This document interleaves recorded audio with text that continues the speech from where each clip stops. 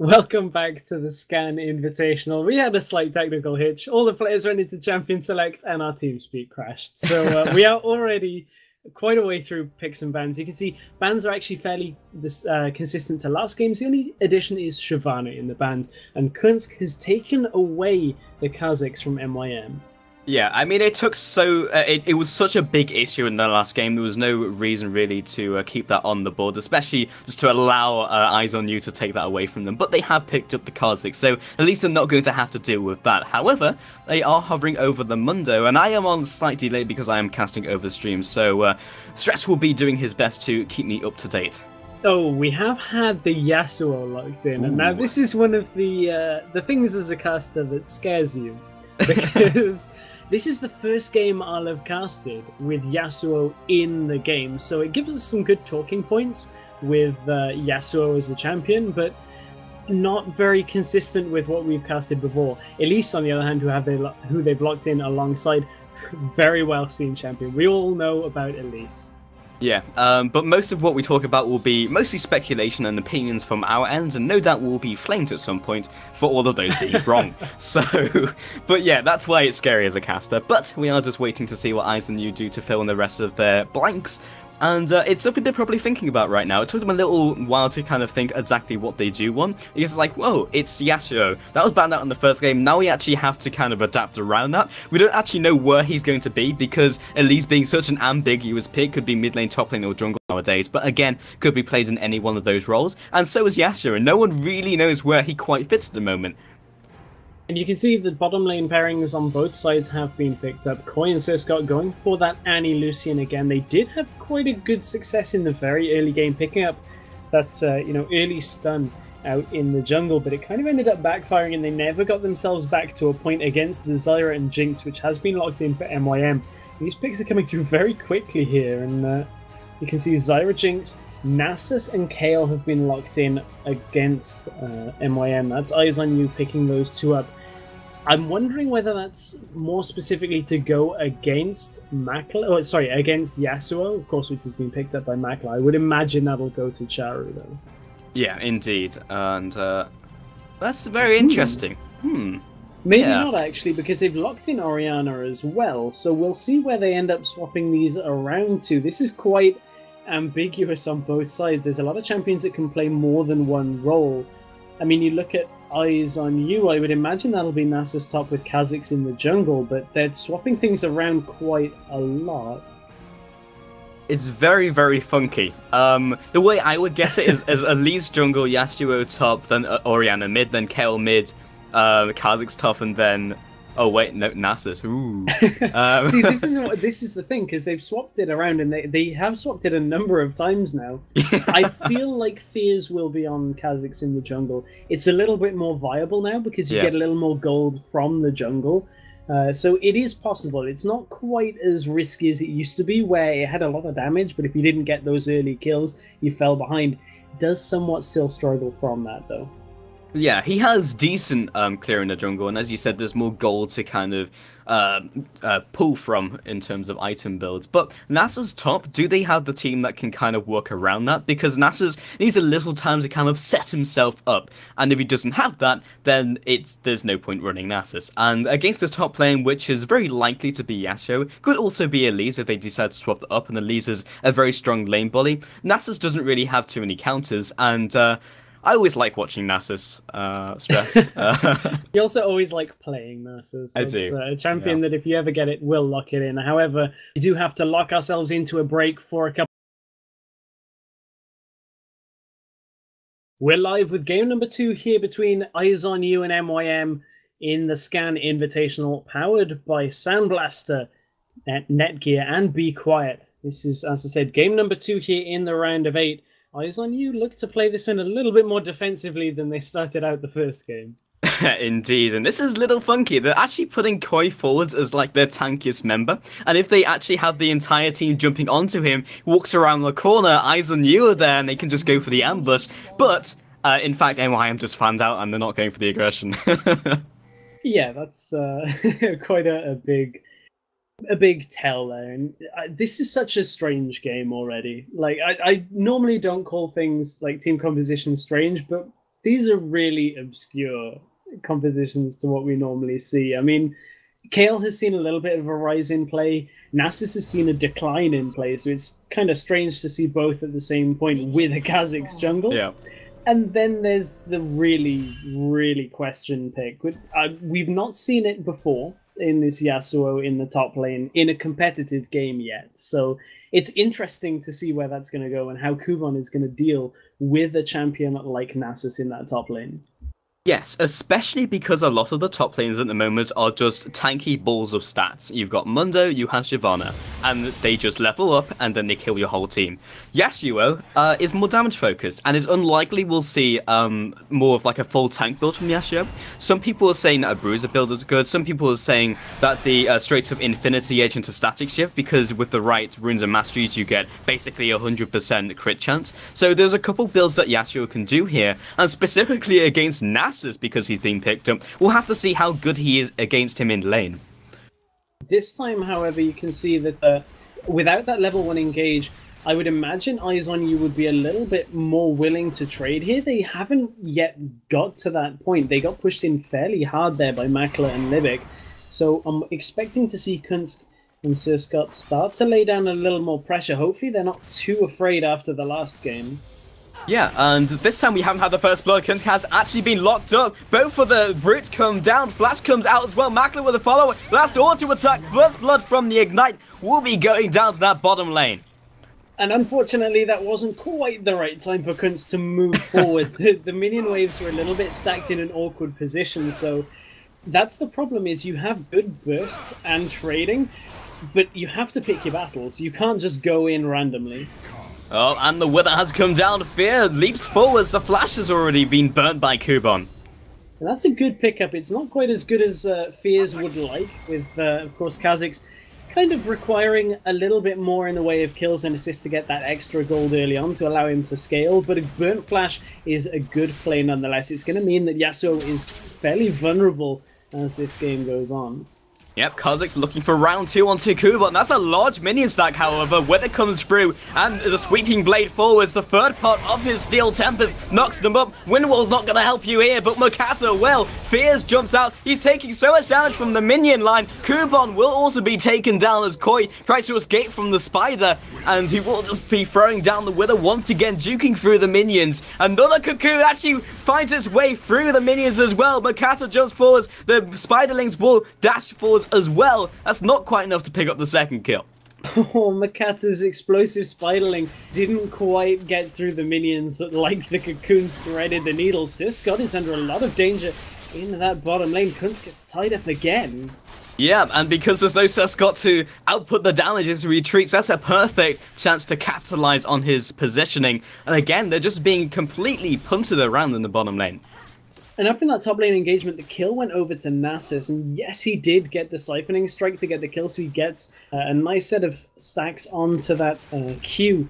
But they really would have liked to get that on Kha'Zix, but they're looking for that kill in the bottom lane. Yeah, Makler has been locked up. Fears comes in from the side, doesn't quite land the spikes, but juking back into the bush. Qunsk will be the one to pick up that kill. And Fears was actually winding up for the auto attack. The problem was Sirskot was about to get killed there by Makler. So again, the kill doesn't quite go to Fears. He is picking up gold from the assists, however. Just depends on whether that's going to be enough to allow him to scale. But Eyes have to keep this pressure up. Yeah, I'm looking at the top lane as well, and we spoke about that first kill going on to Nasus, which is because of how the lane is going, and even though he's behind the farm, but he will catch up now, it's very important for Nasus to have a good early game. You kind of get past this threshold point where Nasus has a weak early game, and then he just 1v1s you, 2v1s you, and then 3v1s you, and then you lose the game. So we have to kind of see him constantly being pushed out by Kubon right here, and it looks like Yasuo as a pick does very well just typically in that 1 versus 1 matchup. Yeah, in this early game, Koi's going to take quite a bit of damage from Kubon. You can see he's picked up a Chain Vest already. You touched on it earlier about the different builds that you can have on Yasuo. Now, Vlamatak, the Analyst for Team Dignitas, has worked with quite a few teams as well. actually tweeted Skara a while back saying if you build as a bruiser on Yasuo, he's actually fairly viable. You build Trinity Force into a lot more tanky items and see where that takes you. Means you can output quite a bit of damage, take a lot in response as well. Kubon's gone double Doran, so no indication yet of where he's going, but I'm wondering how that'll do up against a Nasus here, who is inherently going to stack armor and survive a lot with his ultimate. Yeah, indeed. He's going to need some form of penetration, so he'll look for the Last Whisper, but you won't be getting that until a little bit later with the Bruiser build, because once you go for the Trinity Force, you're kind of locked into going for a tanky item after that. Otherwise, you're just not going to be tanky enough to survive, and there's no point trying to go for that build anyway. So it's a little different because of how the picks have gone so far. We're going to see the Stealth Dragon picked up here by Mokatte as long as he doesn't die. Might have to see Czaru try to tank this for a second. In fact, won't be an issue as the smite comes out. Yeah, at least is very good at taking those early dragons with that extra little bit of help from Czaru, just providing the shield every now and then allows him to take that one down. And that's a good pickup there for MYM. The gold is fairly close. It's only really that dragon that separates the two. As 2 kills to 2 here is the standing. Yeah, it's a very strange game in the sense that both of these players and indeed teams scale very similarly. There's no real difference as we progress into the mid game or indeed late game. Yasuo, or if he goes for a different type of build, Scott gets locked up in the bottom lane, and the Zat actually gets blocked by an minion. Qunsk in return will be throwing down the stun, but nothing quite happening yet as both of the lanes have dropped fairly low, mainly Scott as he just actually picks up the pot. The big question here is how many stacks can Koi get and how tanky can he get at the same time, because Nasus is one of those champions that the later you get into the game, the more powerful he's just going to become, the more defensive items he gets. Ooh, Makler might be in a little bit of trouble here, but he does have quite a good amount of movement speed. The more Nasus gets in this game, the more difficult the late game, I feel, is going to be for MYM. Champions like Jinx are going to scale okay. Elise is going to be able to output quite a bit of damage in the late game, but I don't know whether they've got enough damage to really take Nasus out of the board before he can start doing critical damage. Yeah, you'll eventually hit critical mass with Nasus as well, so it's about trying to either shut him down before he hits that stage, or getting someone on your team who can deal with him, and as you've mentioned, there's very little they can do about that. Yasuo is not going to really answer, because he's just going to wither him, so it's going to have to come for Elise, who is the jungler, and you don't necessarily want to be stacking the damage there, especially when you have a more damage-orientated top lane. You don't want the jungler to be damage-orientated, otherwise you don't have a real tanky champion on your team, and Orianna won't instantly nuke down Nasus either. Yeah, it looks like Nasus is going to build a fairly standard Frozen Heart here, which is going to slow down Makler. So even though he's got that passive, which is going to give him the extra attack speed, when he's around Nasus with that Frozen Heart, he's going to output less damage because of that reduced attack speed from the Frozen Heart. So it's just going to be a little bit difficult for MYM with so much AD to really chunk through that Nasus when he gets more shield, when he gets more armor. Yeah, and it's very tempting to go for a pick like the Iceborne Gauntlet, as I just put that fort on hold as Tibbets has come down. Makler gets deleted, and now Mokatte didn't really want to be jumping in here. Tibbets definitely gets done by the Cocoon, and they will just have to move themselves back to turret. And that's a really nice start here for Kha'Zix. Finally gets that kill, but those 2 assists earlier allowed him to pick up the double longsword, so building towards that Spirit of the Lizard Elder to just really clear that jungle, really get as much damage as possible during these early team fights where it's oh so important for the Kha'Zix to start scaling well. There's no dragon available. You could see Kale did come down because they didn't quite spot that MYM had done it earlier, but it is due up in just over 2 minutes, I believe, so not too long until that global objective is available once again. Yeah, and Eyes on You have some very big threats, and big threats that can snowball out of control very quickly, looking at the Nasus, looking at fears on Kha'Zix, and to keep those people alive, PowerOfEvil's got the intervention. So if there is a big threat, they won't be able to immediately deal with it in the team fight, which is very scary considering their composition kind of, it's not necessarily all about burst, but it has a lot of burst in their team. They have a little bit of control in there as well as Czaru jumps onto PowerOfEvil's got Mokatte for the backup, and the cleanse already comes out. Intervention comes forward, just using it for the damage peel, jumps up repel. Is it going to be enough to take down PowerOfEvil in time? He actually opts to go back to his turret, but now Koi on the scene. He is so unbelievably tanky, just walks past the first turret and the second to pick up the second and convert Orianna into Q stacks. and just diving as soon as possible. Meanwhile, he does get taken down by Makler, so playing a little bit too aggressive there was Koi. 2-1 though will give him a good amount of gold here, and I'm just wondering how Yasuo is going to be able to deal with that as this game goes on. You can see he's already bought that Avarice blade to go towards Static Shiv, so it depends how many of these plays Koi is going to attempt to make here. The teleport is now not available, so I just wonder exactly how this game is going to go. It's just such a question having Yasuo here. Yeah, and Nasus is going to play like a selfish game until he's got teleport, and then play a selfish game again where he just split pushes and farms up. But Yasuo being so far ahead in gold is going to help him, and plus in farm. So Avarice Blade is kind of a tell here, Stress. We know he's going to at least go for the Static Shiv and most likely the Infinity Edge. So it's not going to be the bruiser-ish build here. And that means that the jungler may build a little more damage. Might just typically go for the spell penetration build, which you most likely see into tank. It's just a question of how useful is Kubon going to be when you have Wither. Yeah, of course that's going to slow him down as well on top of the Frozen Heart. Although he's not looking like he's going for Frozen Heart, that sheen kind of indicates to me like he's going to go Iceborne Gauntlet rather than the attack speed reduction.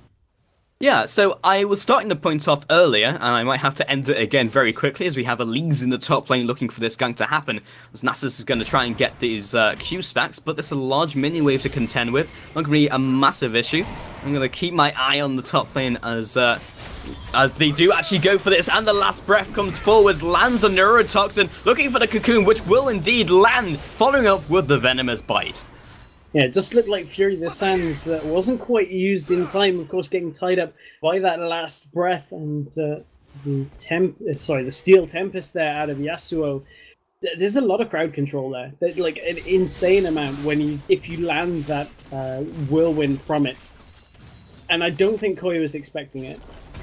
Yeah, indeed, and we're not going to see anything quite at the bottom lane. We just saw a love tap by Qunsk, but the Iceborne Gauntlet is something that is a little questionable to me for a Nasus player, because you don't need the damage. You just don't need any damage whatsoever. Frozen Heart gives you more tankiness, it allows you to farm up with the mana, and also you get the extra cooldown reduction, whereas Iceborne Gauntlet, yes, it gives you a little more damage, but you're going to get that naturally from those Q stacks. Mokatte, with the rest of the team, picking up the dragon with no real contestant from the team of Eyes on You, so I'm not sure I like that pickup from Nasus right here. Yeah, normally you'll pick up a sheen item later. Typically Trinity Force is the one you go for, just because it adds that little extra damage. Flash comes out from Qunsk. Yeah, Tib is onto two. Mokatte jumps up. He's got nowhere really to move to. Culling does not quite take down Libik. Will clip him off as he walks into the side, but this looks like it's going to be the blue buff for Eyes on You. We saw this earlier, that MYM picked up the dragon and will be happy to trade that. Shockwave comes out trying to get the blue. They pick it up with the ultimate from Makler, who looks to chase, but I don't think he'll get too much. Yeah, Super Mega Death Rocket comes in from the side. Nice snipe onto Fears. So while they do not take... Wait, who ended up with the blue buff? It was actually going to be Makler with the snipe onto Fears. Oh, really? Oh, that's... Yeah, of course. Makler did end up picking that one up. Perfect. Perfect scenario. So right now 6-5 and a slight advantage to MYM, which is exactly what they need. They need to be ahead of the game curve if they're going to deal with these big threats on the board. So we'll see how this works out as we head into the middle game.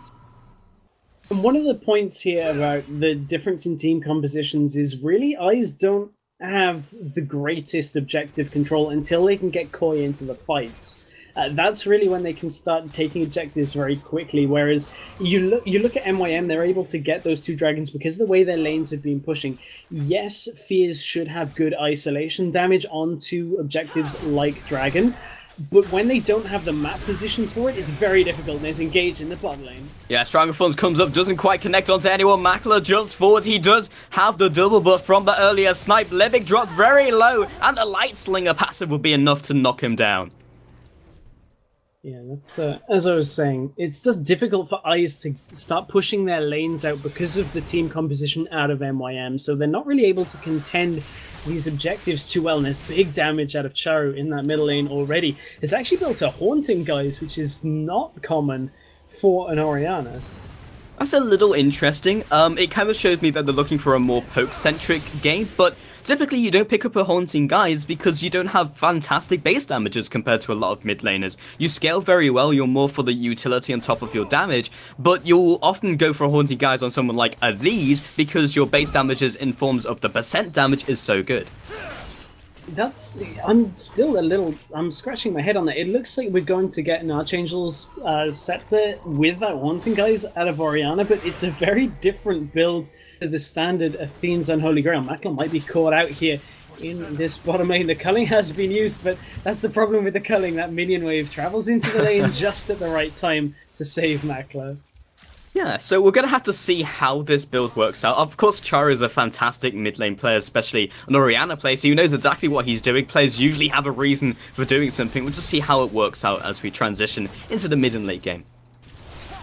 Now, Nasus is trying to catch up in the farm, but it's just one of those difficult situations where Mokatte is really spending quite a bit of time up with Kubon here. They've already dived onto Koi once already. Can they manage to get it again? And until Koi gets really tanky, he's just going to get to a point where there's going to be too much crowd control out of MYM to lock down Koi in the fights. I mean, Grasping Roots coming out is going to hold him in place and will take a lot of damage from that penetration build that we've seen from Czaru, of course, one of the sources of AP damage, which is going to affect Nasus a little bit more easily. He does have that Negatron Cloak building towards a Spirit Visage, but if he gets locked down, until he gets to a point where he's got 3 complete items, he's not going to get through to the backline to really deal the damage that he needs to. Yeah, that's Nasus's biggest problem. He is very easily kited. It's kind of the Udyr principle, but his strength comes from split pushing, and as long as he's strong enough, then one-on-one against anyone else on the team of MYM, that's always going to be an issue. Plus, he's got the teleport, so he can always teleport into a team fight, and that's 1 versus 1 going to be very difficult. Stranglethorns comes up, and the Relentless Pursuit. Super Mega Death Rocket will be blocked by the barrier. Libik gets completely melted by Koi as he gets another Q stack. Mokatte jumps forward, picks up the kill with Venomous Bite, but maybe taken down by Koi. In the meanwhile, Makler moving forward, fallback pings comes down as Kubon comes in from all the way from the top lane and doesn't quite connect to that Koi in time. Yeah, can't quite get into the lane in time, but that's the kind of team fight that Eyes on You will really like. Koi didn't have any trouble getting to the backline because his teleport went to the backline, and Kubon goes diving into the fight. Just looked like he managed to get the recall just in time. Yeah, he had the last second. Last breath comes down as well. Makler trying to get in range for the damage. Kubon jumps out using his E, and the wind wall in a very odd position. Qunsk flashes through it, however, and the zap comes across. It's not going to be enough. There is no bleed on him. Koi has been interventioned up, and the Spirit Fire comes down for the kill. And this is one of the things about seeing Yasuo in these games. The wind wall was to block the minion damage that was coming through from the lane just to make sure that they couldn't chase. I'm not sure how effective it was in the end because he ended up dying because he just couldn't avoid the damage after all. But it's one of those tricky things about Yasuo that is just not quite known yet. Yeah, and also for anyone wondering, I saw a couple questions in chat. That is 267 stacks on to Nasus, but Libik is just trying to push them away from the dragon at the moment. Will be spawning in 10 seconds. That contention point. Mokatte found himself in the jungle up against Fears, who one-on-one should win at this stage in the game. Libik being very aggressive on Zyra. Spirit Fire across the wall, and the dash through from Sir Scott trying to get that vision. Calling comes through, will tag him, will be enough to pick up the kill. Koi has got his ultimate once again. Kubon is not in the place he wants to be. Knocks him up. Last breath comes down. Perfect time on the intervention, but will be dropping the Nasus with Charu's ultimate. Lots has been expended already, and Qunsk gets out zapped. Doesn't even connect. 2-for-1 trade, and the dragon is up.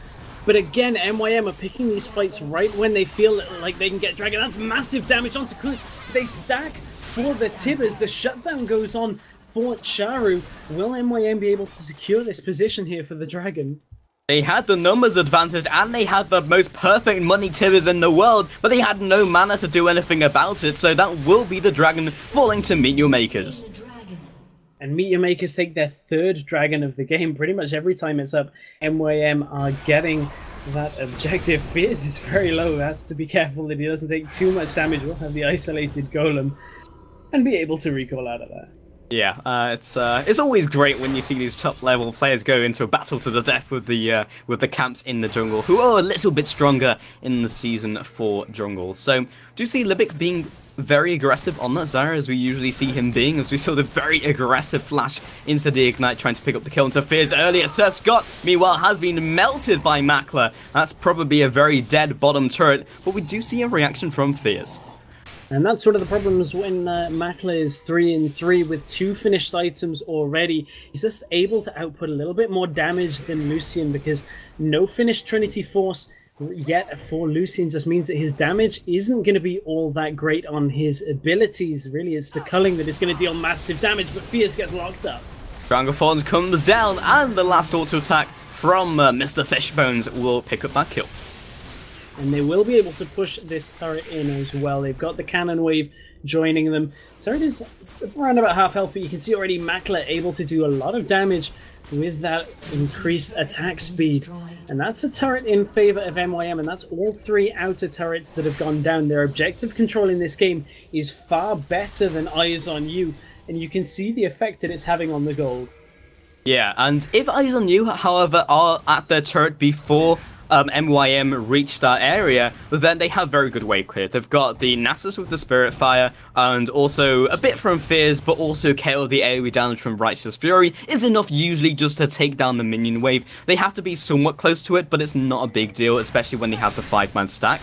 So it's all about MYM trying to outmaneuver Eyes on You as we transition into the mid and late game, trying to find themselves Fears as well. Cocoon will not land, and Nasus reacting from the top lane means they really don't want to go any further.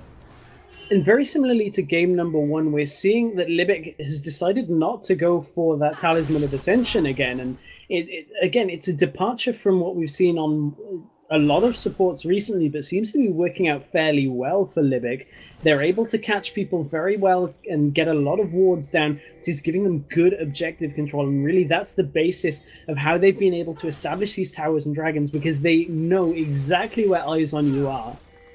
Yeah, and now we do see the rotation from MYM. And Oriana does not want to get caught out here, but does have the ward in the jungle, so it's not going to be too much of an issue. Kubon just tanking up some of this damage, or I should say Makler. Maybe not the right person, as they just clear out the golems and look for the next siege. But the entire rotation comes in from Eyes on You. Might be a little difficult to try and siege this turret, and the culling will be used for good measure. Yeah, they've got decent wave clear. The wind wall didn't quite go down in time. Shockwave is going to be used, only hits Qunsk. And here comes the counter engage with the teleport. Yeah, NASA's coming in, does land the dissonance right on time. Stranglethorns comes up for the disengage. A command at just kind of skirmishing at the moment before they go for the full-on engage. Kubon has returned, and the rest of the team from Eyes on You are very low. And typically with that Stranglethorn's disengage, you just are able to zone out so much. You can see it actually filled the entire lane width there for MYM. And now they're looking to push forward. I don't think they'll be able to get an inhibitor turret. That's a big ask this early on. But they've got good warding so that they can watch for any flanks from Eyes on You. Yeah, Flash Forward from PowerOfEvil does land the Reckoning, and Makler has been tagged by Wither as well. And the money tip is onto 2. Libik will fall, so will the AD carry of Jinx. 2 for 0 trade in a blink of an eye. And that's the problem with not having Talisman of Ascension, is when you're trying to disengage without Stranglethorns, you have no boost of movement speed. You're really relying on Dissonance to give your whole team as much movement speed as possible, and that's not a very big area at all. So MYM a little bit punished there by the itemization on supports. Yeah, indeed, and middle lane Kubon just being pushed around, and this is the counter push coming in from Eyes on You. Very easy decision, and they're probably going to pick up the middle turret as well, as Fizz finds himself Kubon and will be tanking up the middle turret. But 14 to 10, we are seeing gold flying back in the direction of Eyes. Yeah, Eyes do pick themselves up 2 towers, and that will bring the gold a little bit closer, as he said, about 2,000 between the 2 teams. Dragon will be up in a minute, so I would expect to see MYM make sure their lanes are all shoving. Top lane is already pushing out for them. Their wards have started to expire. They need to re-establish that just to make sure that Eyes on You can't get their eyes on the dragon. And we do see the tier map picked up by Kha'Zix, so they're going to have even more wave clear and also the assassin type build that we do sometimes see from those jungle Kha'Zixes. But the red buff is under contention by both of these teams, and MYM will be the ones to try and drag that towards themselves. Repel comes up for the vision, and also the ball coming forwards as well. Doesn't look like Eyes are going to be able to take this one. Yeah, they're just not able to contest. The vision control is too good for MYM. Yes, there are wards out for Eyes on You. You can see Kubon will go aggressive onto PowerOfEvil, but he has got a crazy amount of damage for himself. Intervention has been used. He's going to sacrifice himself, knowing he couldn't retreat from that. And Fear's forced to jump on out, also using it as an ultimate. So, several ultimates used and a 1-for-1 trade. MYM are going to again convert this into another objective. Yeah, and you might wonder why they decided to try and use abilities such as Shockwave on Fears, but they knew Dragon was coming up, they've had the timer on it the entire time, and 10 seconds later they've already taken the Dragon down. So the ultimate from Czaru, which is going to be available again in exchange for the Dragon, is a good trade, but Eyes on You look to rotate around to Baron, but I really don't think they have enough damage yet, even with Koi there, to be even contemplating Baron. Yeah, they only scratched it. They were hoping with the Nasus ultimate, which destroys Baron, that they were able to take it while they transitioned to Dragon, but they didn't quite not only go there fast enough, but they wouldn't have had the damage even if they had made the snap decision. So again, they're just going to have to back on if MYM weren't able to instantly take it themselves, so not a big deal. You can see there's a really nice play by Libik, knowing where the wards were. Took out one, and with the aura still from the red trinket, managed to move around to the side, pick up another. So really getting good value out of that one cooldown there off the red trinket. So shows you the level that these players are just going to be inside each other's heads, knowing exactly where they're warding. Eyes on You have established control around that Baron, so it means that MYM can't really sneak it. They do have good damage to go against a Baron, but it's just not going to be quick enough for Eyes on You to be able to answer that, especially not when teleport becomes available on Nasus in a couple of seconds. I believe we're about 30 seconds away from that being available. Yeah, just by having the Nasus with the teleport off the cooldown means he can go into another lane, and that just tells MYM that he has the teleport available, so you can do some mind games there. But more importantly, it means they can't just jump onto the Baron, because he'll teleport in, and Nasus with ultimate on will just make it very difficult to stay inside of that pit if they lock themselves in there. And in fact, they're not even sending Nasus to do that, they're just going to try and do the classic Baron dance. Now, looking at Yasuo, we discussed earlier the difference in build. He's actually building for that 100% crit chance, which is fairly easy to achieve on Yasuo. I remember having a conversation with a couple of the UK's top and mid laners about the crit percentage when you get a couple of items, but here comes the fight. Oh, the collapse comes in, the shockwave comes out, and also the last breath, but instantly Mokatte will be nuked down, but that's a Nasus release. They'll take that cut. That's a perfect Timid, but the rest of the team are on the defensive. Flash backwards by Sir Scott, one more auto attack, will pick up that kill from Makler. Get excited, it's cleanup time for the team of MYM. Fears will be dropping off to the side. Zap comes through, will actually land. Mokatte does not go any further, but PowerOfEvil takes the opportunity to jump onto the rest of that team. Makler getting that extra get excited movement speed will try and move towards Fears. He's got, oh, he picks up the kill with Zap. He had the vision using the ward, and Czaru pushes down the middle lane. The ace comes in for MYM. Brilliant ward out of Libik earlier to make sure that they had vision. That's an obscure ward to pick up a kill, but very nice nonetheless. They will rotate backwards. They may even feel like they can take an objective from this, but with the members of Eyes on You respawning, it's not going to be the Baron because of that teleport being available. But that was a really good team fight out of MYM. You could see the eyes stacked. Ooh, MYM actually are going to attempt the Baron. That damage is actually insane already. I really didn't think without a tank or anything like that they would be able to take damage, but you can see the damage from that critical strike chance from Yasuo is just shredding through Baron.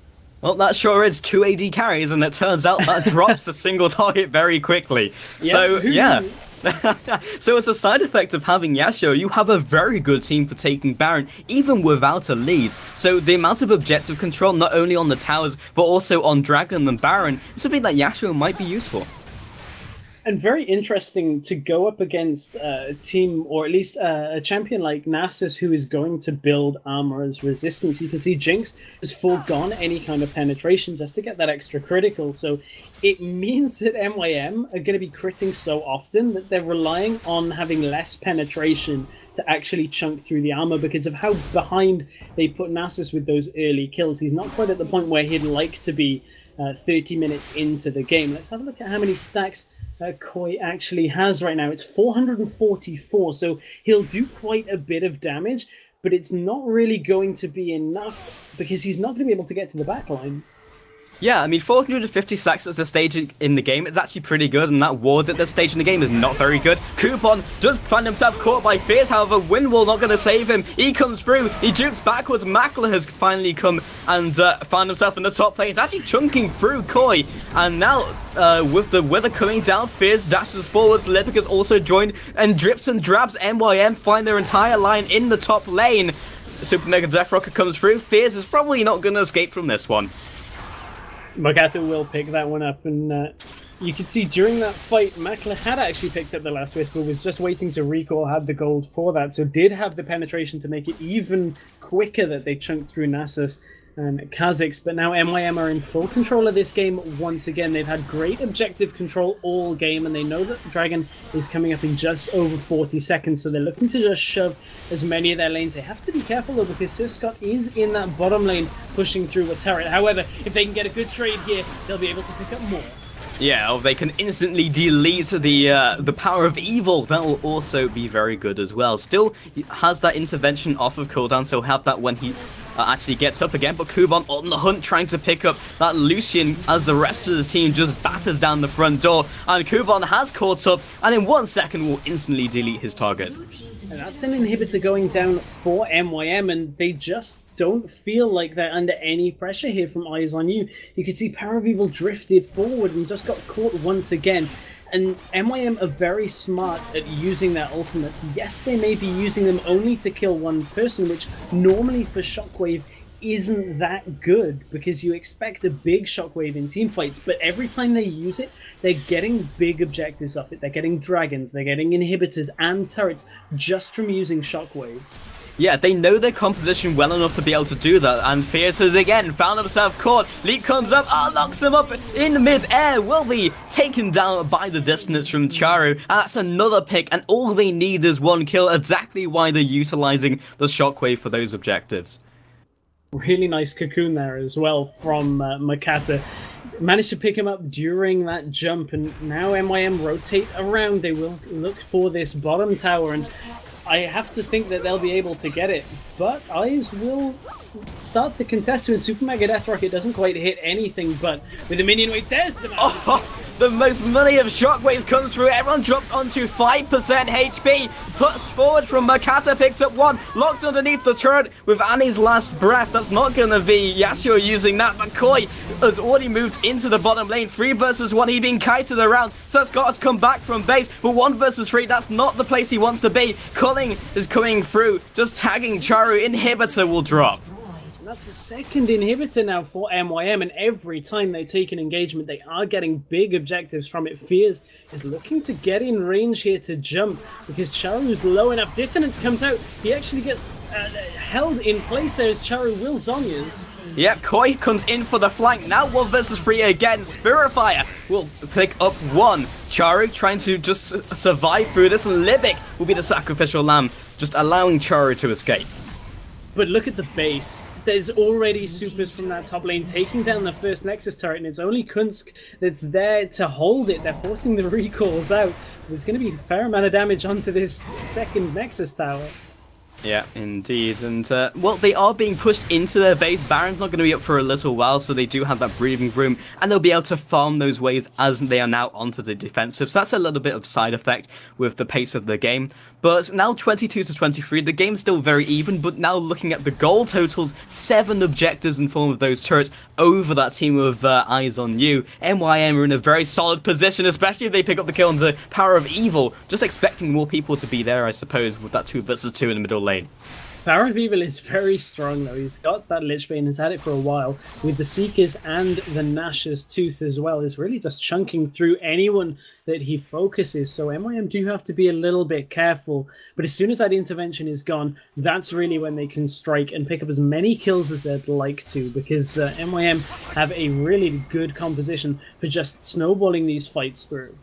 Yeah, and Nasus has indeed picked up the Frozen Heart and the Trinity Force, which is what we were talking about earlier, so I guess he was just using the early Sheen for a bit of extra damage, but I'm glad our call was right. Always nice as a caster. Yeah, that is quite nice. A little bit surprising that you pick up Sheen so early before the stacks, but who knows? Maybe it's a playstyle choice out of Koi. Of course, every player plays champions a little bit different, so not really anything to take away from a player on that one. Yeah, we're probably going to see another armor item from Koi as well, because they have a lot of penetration from MYM Kappa. No, that's Super Team EU Kappa, who play later today in our third game of the day. Move. But I wouldn't be surprised to see a Guardian Angel of all things actually come out for Nasus, as they really need survivability. Shockwave goes on. And that is not survivability. Both of those members dropping in an instant. The support and the jungler. Koi has been hit by Zap. Super Mega Draft Rocket will be duped by Koi. But 5-man stack against 3 at this stage is not going to keep their inhibitor alive. We'll see if they can go any further. But most likely it's going to be the clean sweep from those inhibitors. And we'll see if they can go for the finish. They do have Koi and PowerOfEvil to contend with here, as well as Sir Scott's. They have to be careful that they don't take fights that they really can't win. There's the intervention that's been used from PowerOfEvil, so that's going to signal the engage from MYM. Scott has already dropped. Koi moving forwards. 1 Q stack will instantly delete several of these players. But another flash forward from PowerOfEvil, not quite enough to take down Makler. Still has that Zhonya's available to him. Koi will be the next one to fall. Qunsk has finally respawned with the Nexus has been exposed. Czaru has indeed used his own Zhonya's, and this will be the 1 versus 1 trade. Meanwhile, Makler, will he finally fall? Yes, he will. Ignite will be enough to take him down. Now the jump out from Fears doesn't quite get the reset from the shield. From Command Protect, he gets the 1 reset, has been locked up by Mokatte, will not kill him, and that's the 5-man ace, and the Nexus falling 2-0 for MYM. That's very good play out of MYM here, and they looks like they started to warm that one up right through that series. Of course, they do have the LCS promotion qualifiers coming later today, as that's going to be a very important series for them, but we have a very important series coming up next, because our next series is a very highly anticipated set of teams. Cloud9 have picked up a European team, and